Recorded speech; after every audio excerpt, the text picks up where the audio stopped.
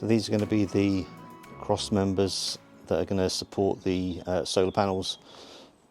So this is the lengthwise strut, and the cross members are half that height. And now it starts to rain, so let's go back inside.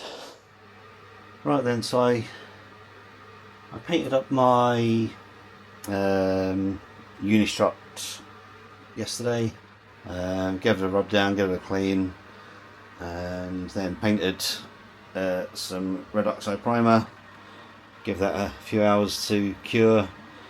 Then, because the forecast today is warm and dry,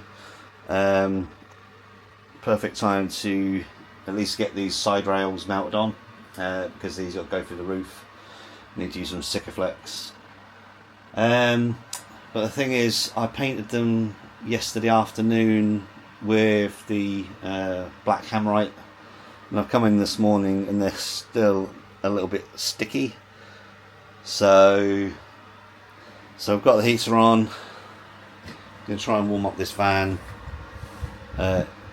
Give them another couple of hours, and hopefully I can get the roof prepped, and at that time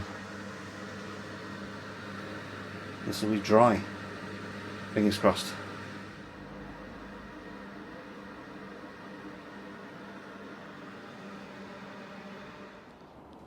So it's been a few days waiting for this weather to sort itself out.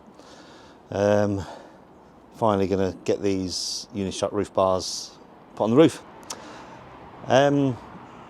Now it would have been a lot sooner hadn't I made the mistake of spraying these Unistrut bars without priming them first, and then I painted them with hammerite after I'd taken all that paint off, and then put red oxide primer on, hammerite, and then it just took days to harden.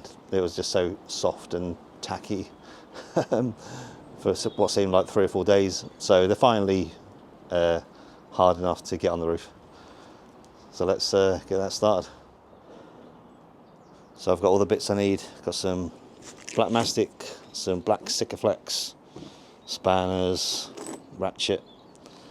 I'm attaching the roof with 25mm 8mm bolts with several washers. That's mainly to all these washers to take up the unevenness in the roof. So if you try to screw down, bolt down with this big washer, then you wouldn't have any connection. So let's get on with it.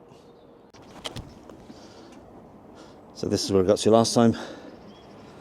I chopped off about 50mm of Unistrut from the end of the 3 metre length Unistrut, and I just bolted that to the roof. Now the Unistrut is going to sit on top of that. Let's get up here and have a look. So this is where we bolted on the end piece that we cut off. You can see that big washer is not really connecting to anything, but it's just that little bit of additional security. Now I'm going to fill around that with Sikaflex, just in case there is any water leaks, belt and braces.